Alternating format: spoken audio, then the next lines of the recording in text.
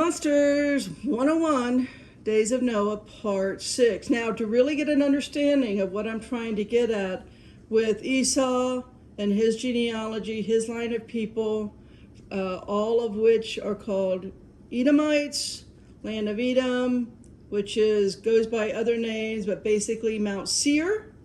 All right, go read Ezekiel 35. Understand Ezekiel 35 and the perpetual forever hate that God has on these enemies to the human race. Read Ezekiel 35 on that.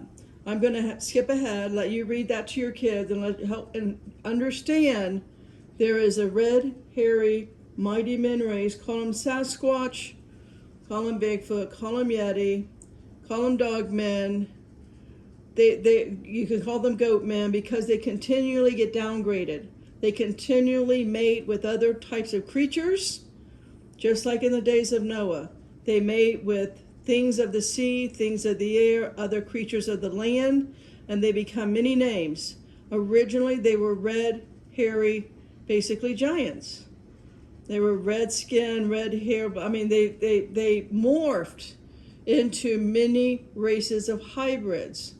All right, they keep mating with, mingling their seed, and they will become, the dog men and the goat men and the, you name it.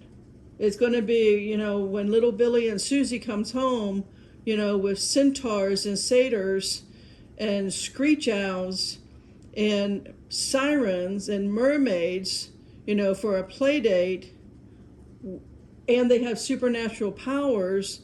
And little Billy and Susie are like, look, Mommy, look at my new friend that's going to protect me, that can fly me to the highest branches of the trees when the whatever little things on the ground start taking over, the insect race, right? The scorpions. Do you get what I'm saying here? I'm trying to paint a picture. You cannot let your heart faint and fail you when the rocks start standing up and walking around and the trees come to life, right? In the supernatural world that you live in that's been veiled from the scales on your eyes and on your ears, sooner or later, like it or not, you and your kids are going to live in this, I guess I would say, you're going to switch from being in an invisible world to a visible world. Get into the ancient Hebrew, get into the books that they took out of the King James. It's in the King James. It's there. But it's better further explained for your kids when you get into ancient Hebrew and the books that they took out of ancient Hebrew. Why? Well, two reasons. The Jews and the Catholics don't want you to know about their end days, right? They want to be the winner of that game. Religion, politics, you name it, it dominates. Don't get caught up in it. Now I'm going to skip ahead. I'm not going to go through Ezekiel 35 right now. I'll leave that for another video. Let me just go ahead into Ezekiel 36 and read verse 2 and just summarize it. What it tells you is that in Ezekiel 36 verse 2, that our enemy is in high places, right? The enemy is at the top of all the mountains. Understand what it means by the mountains and the deserts, right? The sea, the water, your enemy, that's where your enemies are going to come from. And there's a reason for it. Now, when it comes to the high ranges, all right, it's like the Tower of Babel. They couldn't make the tower any longer. They couldn't do that. So all of your little g gods went to the highest mountains, and everybody who worships them and builds altars to them and makes sacrifices to them, right? They all get into high ranges. Call them mountains or hills, whatever in that terrain that these polytheistic people worship their gods in, it's in these high ranges. Understand why it says that. Now, it's all about idolatry. It's all about sex, magic, ritual, worship. Now, in Esau's case, in his timeline, all of the women held the tents. So only women had the tents. You can go all the way back to Abraham and Sarah and understand that. Even Noah and his wife would understand that. Understand who ruled and reigned over the tents. Esau's wives named, the first two wives, before the main wife, the Horite, the queen Horite wife came along, Basemeth. His first two wives were Canaan's daughters, Ada and, I can't say this name, I'll try, Oholibama. Something like that. All right, you can read about it in Genesis. Anyway, so his two wives, Ada means ornament, right? And the daughter of Elon, the Hittite, that Ada is the daughter of Elon the Hittite, and Oholibama, that means tent of high places. So Ada means ornament. The other one, Oholibama, means tent of high places. So here, in the bigger picture, again, they're daughter of the Canaanites. Even their names are talking about idolatry, tents of high places, going, it's all about idolatry. So they worship false gods, and they would bring everybody they came into contact into their false systems of worships. All right, so when you look into, again, the Oholibama's name, it actually means perfume, which is, again, the ornaments is about, and perfume is all about elements in their idolatry worship. Now, you get into Esau marries his third wife, Basemeth, where she is the mother of really what you can think of as the downgraded Nephilims. Again, this is all about the seraphims. The seraphim are the fallen angels. There's other ranks of them, but the highest rank, the flying fiery serpents, the dragons, all right? So the Horites, when you get into the Horites, they were before Esau and the Edomites. The Horites ruled in the land. They were troglodytes. They were cave dwellers. Get in the concordance. You'll find all kinds of names of monsters in the concordance. Cave dwellers are called troglodytes. All right, I'll get into that. But there is this king of the Horites who has a daughter, Basemeth. And so the Horite king is known as a king of the elven family, or the elementals. That was a form of their sorcery, of their using God's natural elements, as the fallen angels taught everybody, to, again, it's all about sorcery. And so here we need to understand, basically, it's a new name. If you start following the lineage where evil starts with the third wife, the Horite queen, right down from Canaan, basically starts filling in the blanks of all these lines of giants downgraded after the flood. So they're not fully human, they're a human hybrid. They stand upright, they're bipedal, they have a body like us. In this hairy garment, Bigfoot, Sasquatch kind of thing. All right, so you can understand a little bit about this by reading Deuteronomy 10. For time's sake, I just can read verses 10 to 12. And it talks about the giants. All the Ims, I've said in other videos, they are giants. They are these hybrid creatures. Deuteronomy 2, 10 to 12. The Emins dwelt therein in times past, a people great and many and tall as the Anakims, which also were accounted giants as the Anakims, but the Moabites called them Emims. The Horims, which is what I'm talking about, Esau's wife, the Horims also dwelt in Seir before time, but the children of Esau succeeded them when they had destroyed them from before them and dwelt in their stead, as Israel did unto the land of his possession, which the Lord gave unto them. Now read again all of Deuteronomy 2 if you want a list of hybrids. Bottom line here. In Deuteronomy 2 is the Horim, right? A group of people lived in the region of Mount Seir way before Esau, and was replaced by Esau's children, who lived among the aboriginal people there as well. Now Horim in the concordance is also the Hebrew word Korai.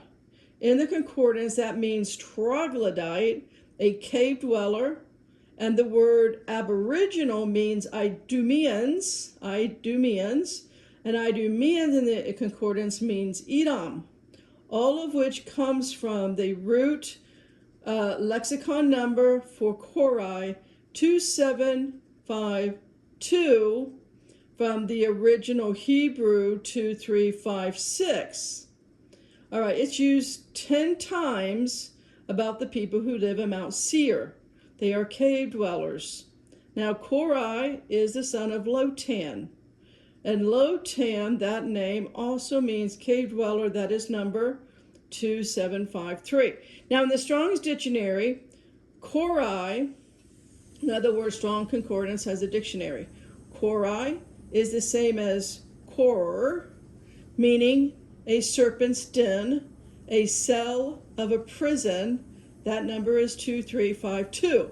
All of which is explained when you study the concordance throughout in Deuteronomy 2.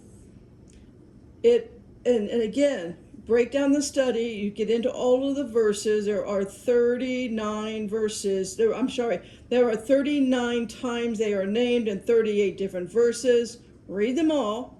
Basically, you can boil it down to they are pale-skinned, red hair, dwellers in caves and underground cities with long serpentine necks, serpent-like faces with elongated skulls, all are the image of the highest ranking angel called the Seraph, and plural seraphim, as in the Elohim in Genesis 1. Now, Mount Seir comes from the number 8165.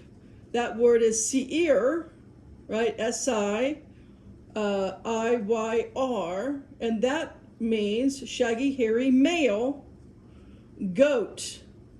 Shaggy, hairy male goat. In other words, that is it mated with something else, and now instead of being kind of, if you think of Bigfoot, everybody knows a visual if I say Bigfoot. So I'm going to say Bigfoot for the visual that everyone understands. Now it becomes a shaggy, hairy male goat. That becomes known to these people who worship them. Polytheistic people, polytheistic religions, they're polygods, the devil goat god. And again, I'll show you the concordance here in a moment. They're mentioned 39 times in 38 verses, and I'll show those to you. Now, in those 38 verses, you will find whatever sex ritual they did, whatever they mated with, they then start morphing into the people, the hairy, wooded creatures. So they become cave dwellers, an underground city, long neck, serpent-like things. They have to morph and change into what we know Bigfoot today as hairy, wooded creatures. All right. So, again, that will, as we will see as we continue on in this video series, that will morph into satyrs, that will get degraded into more seraphim-like horites, as in the time of Isaiah 13:21 and Isaiah 34:14. And so, again, in Seir, let me show you the blue Bible here. Let me show this to you. All right, so here's what I'm looking at. Here's the concordance. Whoops, okay. Seir, right here, this in Hebrew is IYR, actually. And I can scroll down here and you can see a explanation. You've got all of the Hebrew letters. You've got all of the, right here, hairy, well-wooded. Compare with trees, proper name of a people, proper name of a location. You can read all of this for yourself. You know, you can expand this, show all, and write down. It will end with all 38 verses, and you can see that for yourself and go read about all of them. All right, so I'm not, it goes all the way down to finally in Ezekiel. You'll see how here in the end, Ezekiel 25 and 35 gives you the best understanding and the best description on these people. And so, Seir, the IYR, in that when you go into ancient Hebrew, again, the blue letter Bible I just showed you, that's going to be modern day Hebrew. in my lexicon with the ancient Hebrew. That's a book on the table, which I'm not at the table right now, and it's on my phone. So I'm just telling you, I'm giving you both what you have access to online, free as a Blue Letter Bible. You can read the Concord. You can read it well enough. If you don't have the lexicon, if you don't have the ancient Hebrew, it's okay. It's still all right there. And that's my purpose. The Holy Spirit has given me this mission to teach your kids, if you care about their souls. The days of Noah is going to trip them up and send them for an eternity of misery. Don't do that. I mean, I don't want any kid to do that. Okay, so what does IYR mean? The IYR actually means watcher. Watcher as in the original 200 angels that came down to Mount Hermon, bound themselves in an oath, which you are to never do, bound themselves in an oath, where we see the first binding, we'll see the last binding with Jesus. He will bind the dragon, Satan, the devil, the serpent dragon. He will bind him for 1,000 years. Okay, all of that. The watchers originally supposed to watch over us, got full of lust, came down, took daughters of men, started the whole Genesis 6, war that's on us right now. But if you know anything about these people, call them hairy wooded creatures, call them big fat yeti, call them the reptilians, the snake people, call them whatever you want. The one thing they're continually doing still to this day, to this minute by minute, they're watching us. They are always watching us. For what reason? Not for protective reasons. They're not watching us to protect us. Do we have Psalm 91:11, do we have holy angels watching us? Of course we do. Will they intervene if God tells them to? They will not on their own intervene. If God tells them to, if it's written in the book for them to intervene, they will. As Archangel Michael did me and healed me and told me to read the Bible, and 3 days later Jesus touched me on the shoulder and said, you are now in my book of life. All right, so again, I told you I would wrap this up with Daniel, with Alexander the Great, right? As I started in the beginning, all of these people come from Macedonia. And it's prophesied by Daniel. Daniel tells us in 8:21, and the rough goat is the king of Grecia, and the great horn that is between his eyes is the first king. The rough goat is Alexander the Great. You will see that the human hybrids will be and are, in one form or another, coming out of the land as a beast, coming out of the sea as whatever it is, coming out of the air, whatever wing thing it is, right? They will be shapeshifters. They will be skinwalkers. That's modern day terminology. They are now being caught in videos all over the world. They want us to catch them. They want us to see them. They're coming out, mermaids like crazy, Bigfoot like crazy. There's an explosion of hybrids, all right? The sirens, all of it, it's all coming out. It all starts, if you want to find their lineage, you understand this, go into Genesis and start with Edom, Esau's sons. They're all called dukes. They're all called dukes. Read about the dukes, understand the duke. Duke Seir is where it starts, his son Lotan, right? As mentioned, he has his son Eliphaz, who has Amalek. Amalek, who God is in war with in every generation until the end of time. So that's my 2 cents that I'm going to give you on Yeti, Bigfoot, Sasquatch, race of people. Potter out.